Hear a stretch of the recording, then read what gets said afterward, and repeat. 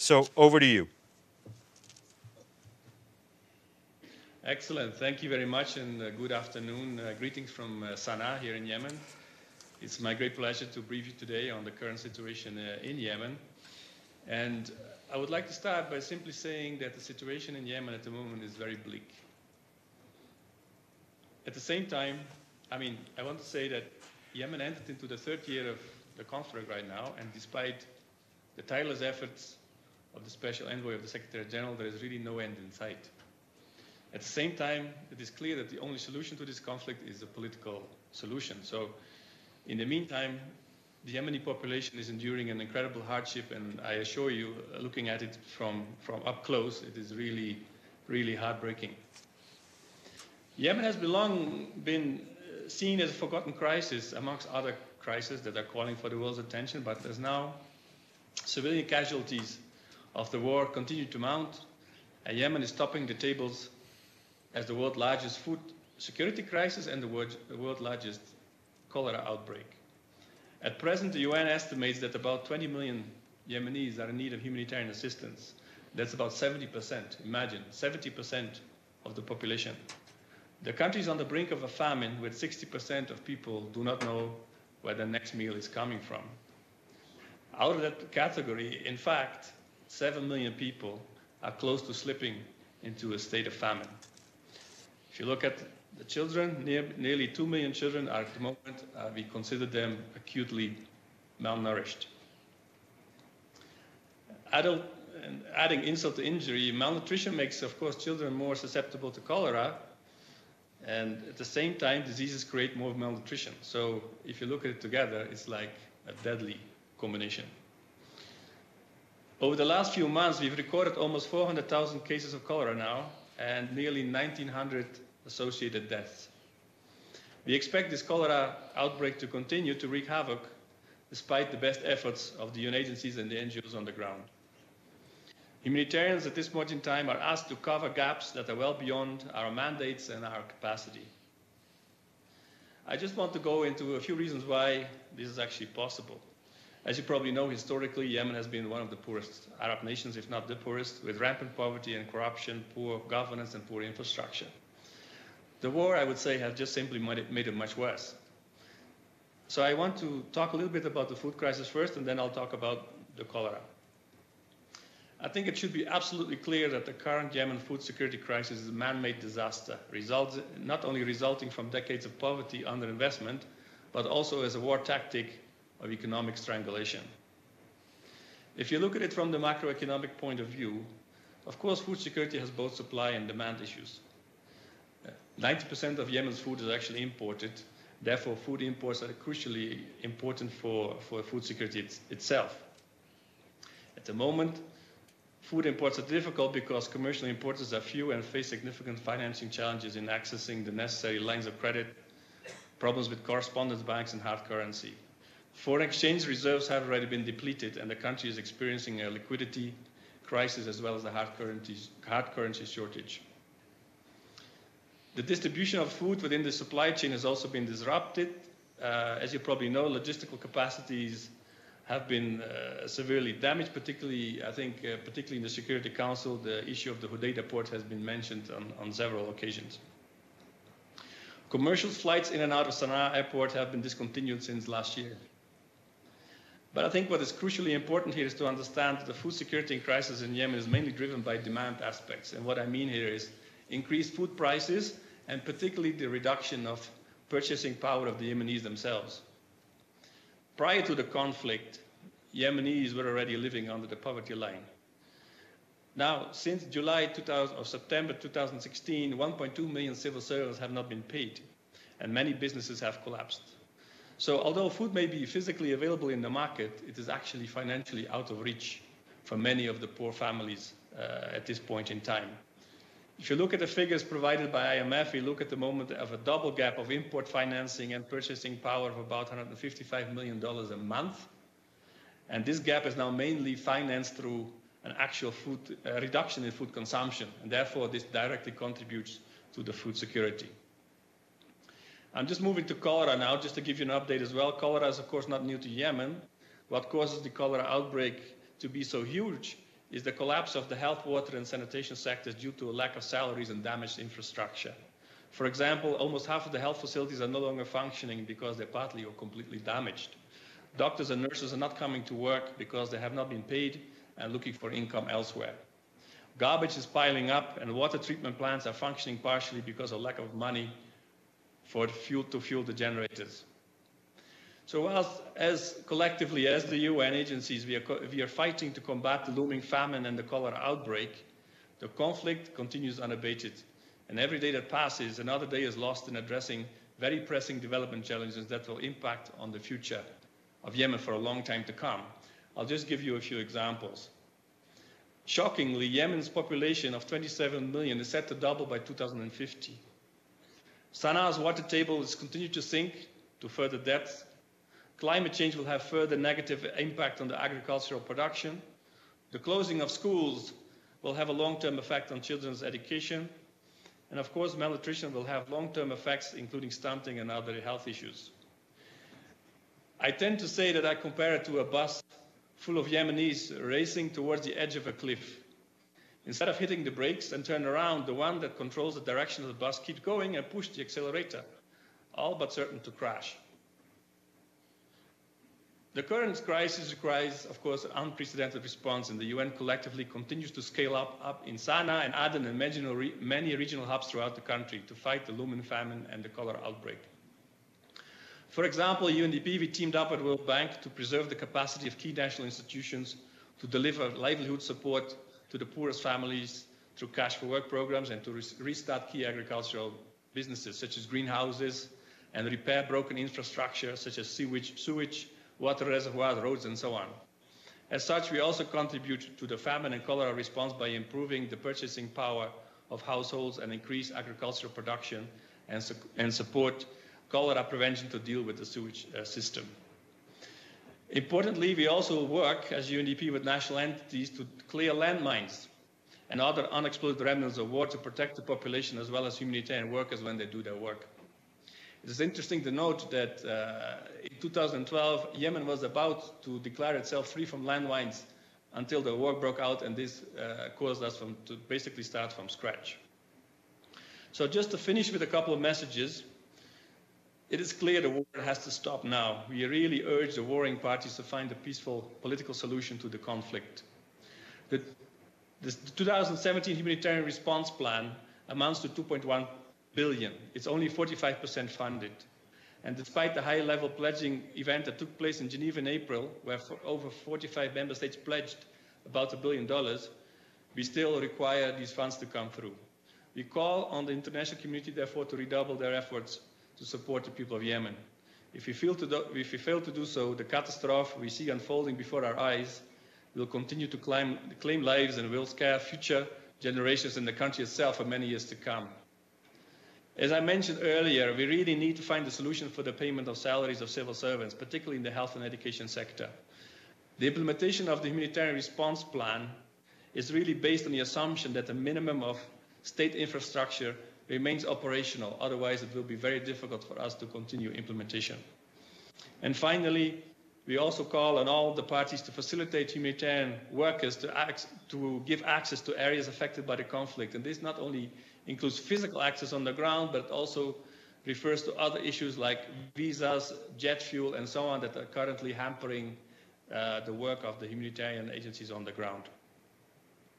Just to finish with the saying, I think we can still stop this bus and turn it around before it goes over the edge of the cliff, but time is really running out. And it's really running out to find the brakes and stop this from happening. So thank you very much, and I'm ready for questions. Over to you. Thank you very much. Okay, we'll turn over your questions. Yes, Carol? Hi, I'm Carol Landry with Agence France Presse. Just your last comment on saying there's still time to find the brakes. Can you identify what would be the one or two things that could happen that could have an impact on the humanitarian crisis, specifically?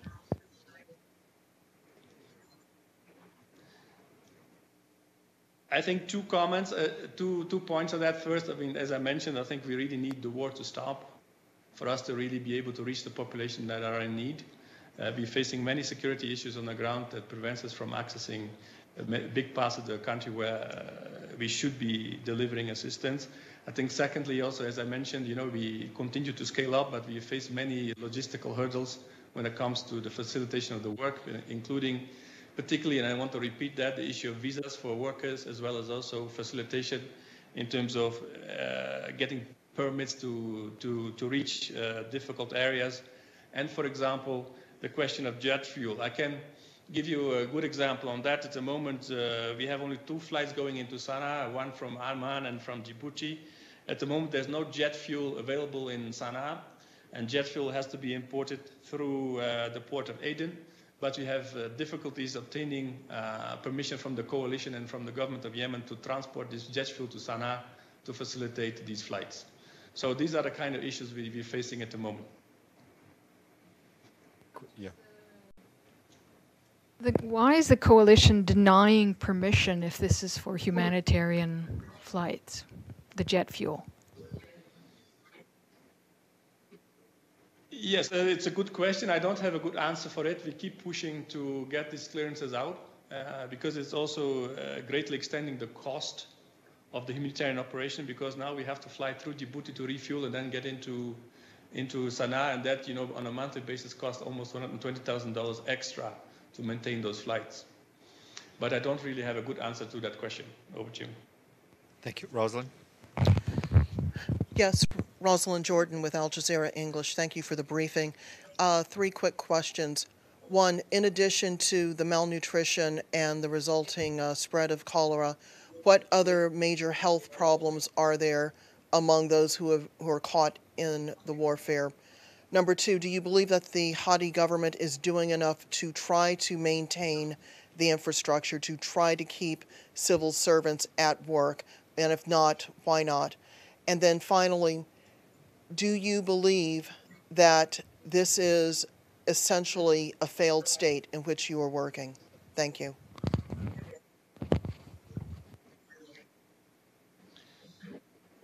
Thank you. First, on the health question, I mean, as I alluded to, essentially the health sector has collapsed. And this is to do with a couple of factors. One is, as I mentioned, about half of the health facilities are either partly or completely destroyed, so they're no longer functioning. Many of the health workers have not been paid for almost a year now, meaning that many of them, they do not show up for work. Others, they may charge extra fees for the services that they provide, and that makes healthcare inaccessible for a big part of the population. So the truth is, the naked truth is, whatever disease you may have, and particularly when you're in the rural areas, it will be very difficult to receive treatment, despite the best efforts that the UN and NGO partners are putting forward. So when you, for example, I think the last 2 weeks we have now, on top of the cholera outbreak, there's also a meningitis outbreak. So these crises keep stacking up from one to the other. On the issue of salaries, despite, I think, assertions to the contrary, it's my understanding that civil servants throughout the country have not seen the salary since September last year, which renders the provision of basic services, be it health, be it education, be it water and sanitation, very difficult. And I think this is also one of the underlying reasons why cholera has broken out, because it's not only a question of the health facilities, but it is also to do with the sorry state of the water and health sector here. On the third question, can you repeat? This was a question on whether the government, whether it's a failed state, is correct? That's correct.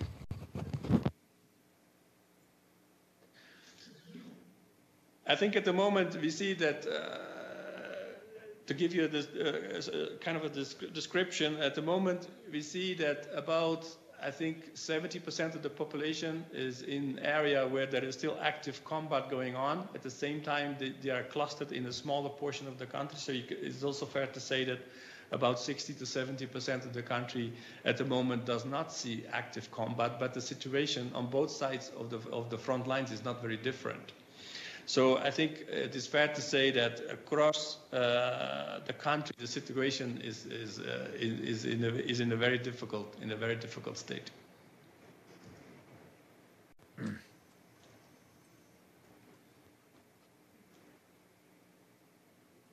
Thank you very much. Could you tell us a little bit? I'm sorry, Edith Lederer from the Associated Press. Could you tell us a little bit more about the meningitis outbreak? Is it throughout the country in one area? How many cases? And also, what kind of contacts and support do you have from the Houthi government that's in Sana'a? You talked about the coalition, some problems with the coalition. I wondered what kind of cooperation and support you might get from the Houthi government. Yeah. I think maybe to start with the last part of your question, when I was talking about problems of access, this is across the country, I mean, for various reasons. It has to do with, for example, the provision of visas, but that's equally the case in Sana'a as part of the de facto authorities here. So it's not only a question of the coalition. I think we have access problems on both sides. I think also the security situation in many of the southern governments is not very good due to Al-Qaeda activity and other armed groups. With regard to the meningitis outbreak, I just heard about it today. I don't really have up-to-date information on that. Just I heard today that several cases were recorded, and I'll be happy to give an update later on with precise numbers and precise locations. Yeah.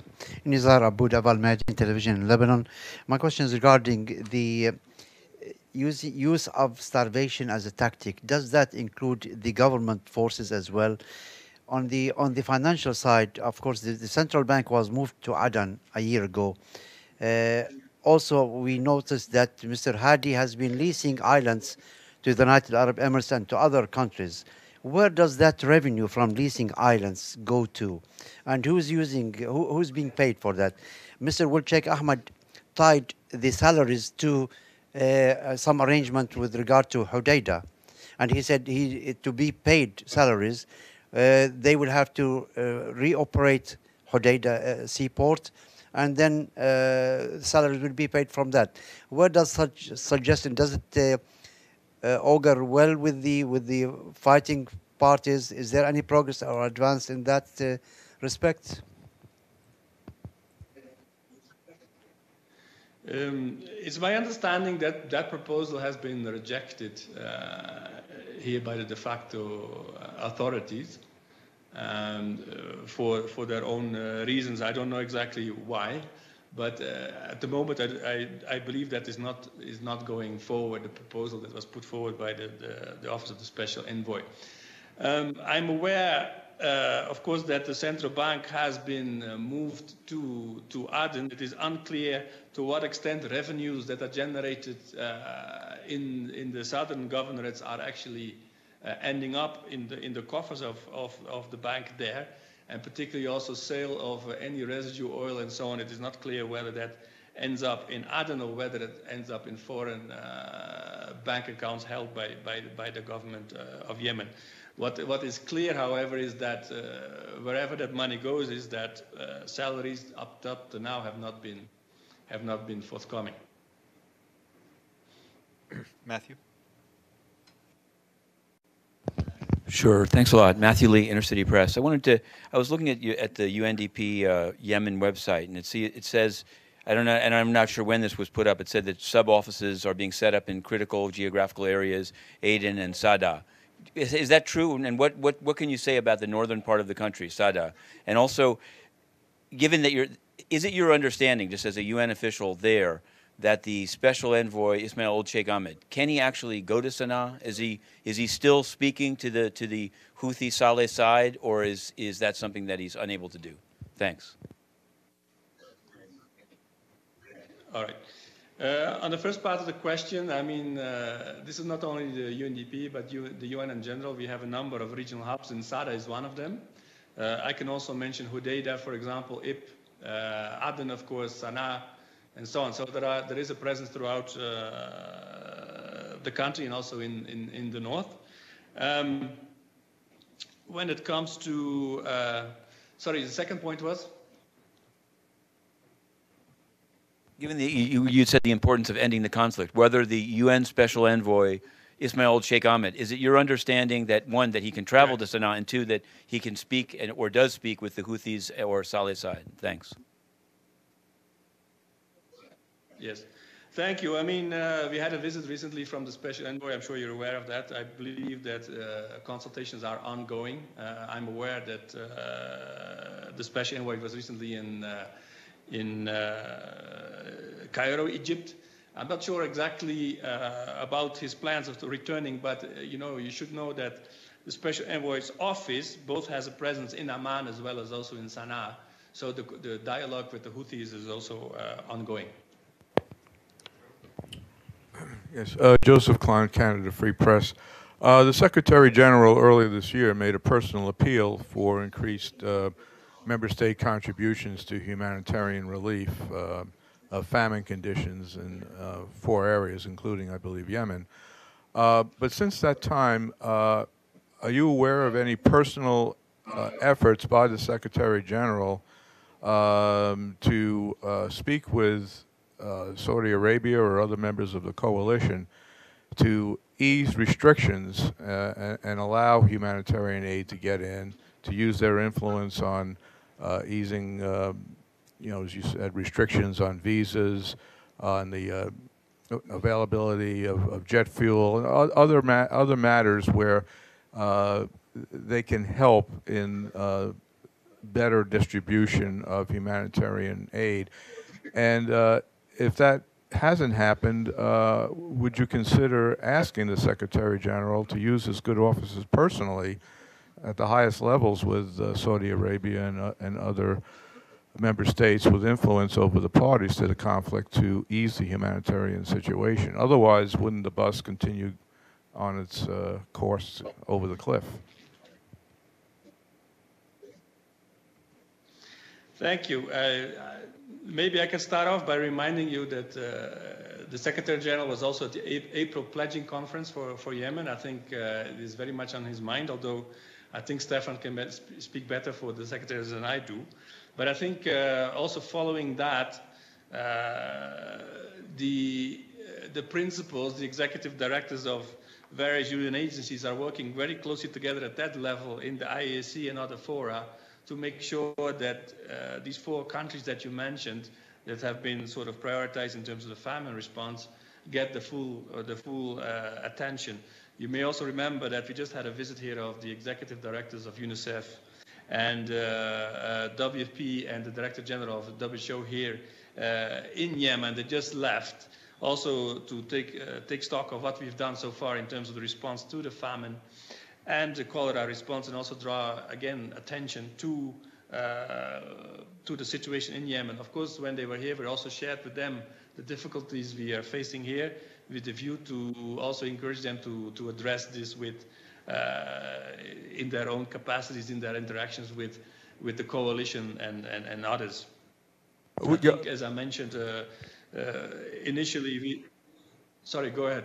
No, I mean, just to follow up, what I'm asking is whether, in addition to the Secretary General's personal role in encouraging more contributions, donations from member states to help alleviate the famine situation, whether he personally, would be helpful for him personally to use his good offices in direct contacts with the leaders of Saudi Arabia, other coalition members, and other parties with other countries with influence over the parties to the conflict to ease these man-made barriers and restrictions to the import and distribution of humanitarian aid.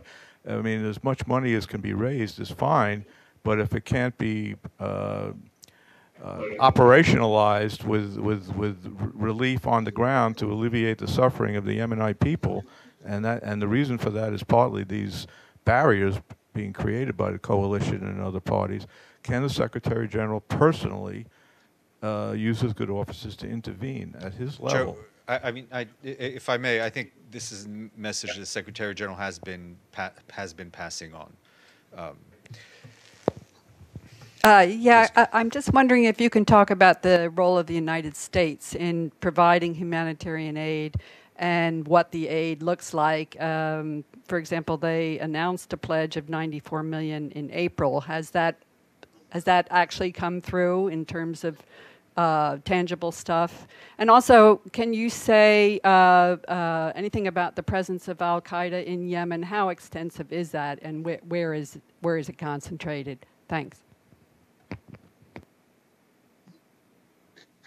Thank you very much. First of all, on the U.S.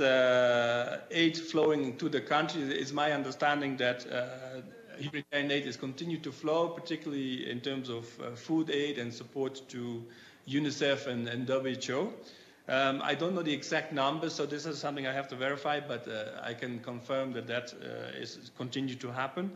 When it comes to Al-Qaeda presence, I mean, it is more located in the southern governorates, which is a very large swath of territory.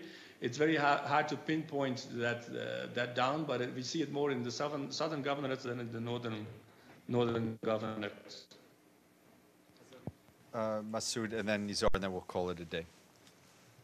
Hi, my name is Ibtisam Azim from Al Arab Al Jadid newspaper. I have 3 points. The first one regarding educational children, if you can say something regarding schools.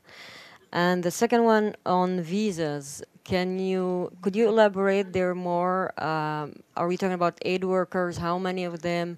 And are they with the UN or with partner organizations? And the last point, you talked about the fact that humanitarian are asked to cover tasks beyond their capacity. What do you mean exactly? Thank you. Okay, thank you very much. I mean, on the education sector, the concern is, given the lack of salaries, that a lot of schools have to be closed. That's one aspect. Also, a lot of schools have been damaged during the course of the war. Right now, we're facing a situation that in the new school year it is very uncertain it will start because teachers are threatening to strike. Also, many teachers have left the country, so really this is something that is jeopardizing the entire education system. When it comes to the visas, this is both applicable to staff of NGOs as well as also aid workers for the UN.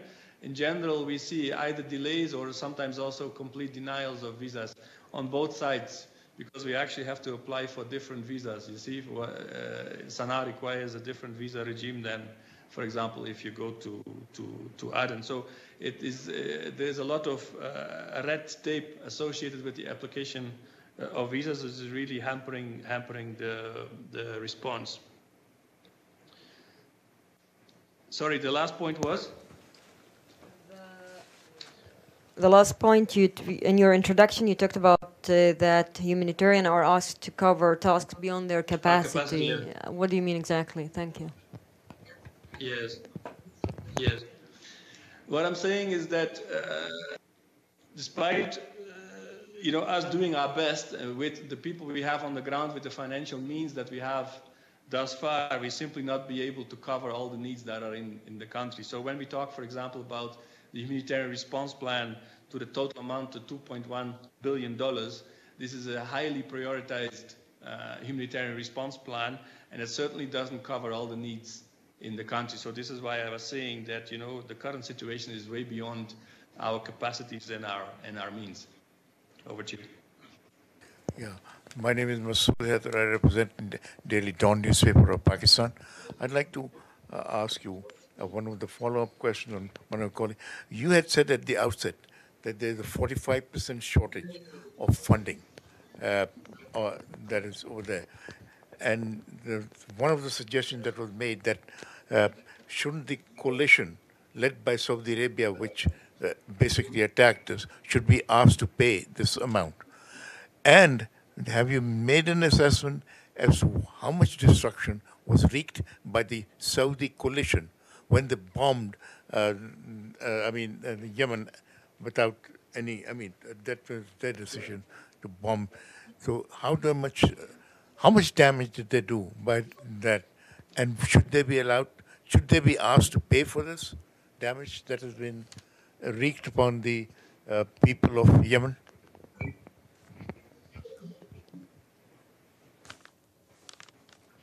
Thank you very much. Yes, the 45% funding rate is as of today. We don't really have a clear estimate of damage by the fighting by either party, because this is a continuing struggle, and as I mentioned, we do not have access to big parts of the country, so it is very hard to know. So this is also the reason why I was saying that, you know, the war has to stop as soon as possible so that we can get into a different phase where we can deal with many of the issues. Now, I think there is an understanding that given the huge needs that will come once peace will come to this poor country, that a lot of the financing will have to come from the GCC countries to help to get Yemen back on its feet. When you say the countries, are you talking about the coalition countries, like Saudi Arabia, and so that have the most money? Is that what you're saying? The money, the funding. I'm talking about the GCC. I'm just talking about the GCC countries in general. Yeah. Yeah, in any conflict like this, Nizar Aboud again from Ahmadiyyan television, in any conflict like this, land exit for civilians to flee the strife or to flee the death and the disease are open. Is there any such thing, given that the only country, or there are two countries that are adjacent to Yemen, which is Oman and Saudi Arabia, is any of these two countries opening its border for refugees to flee out of the country?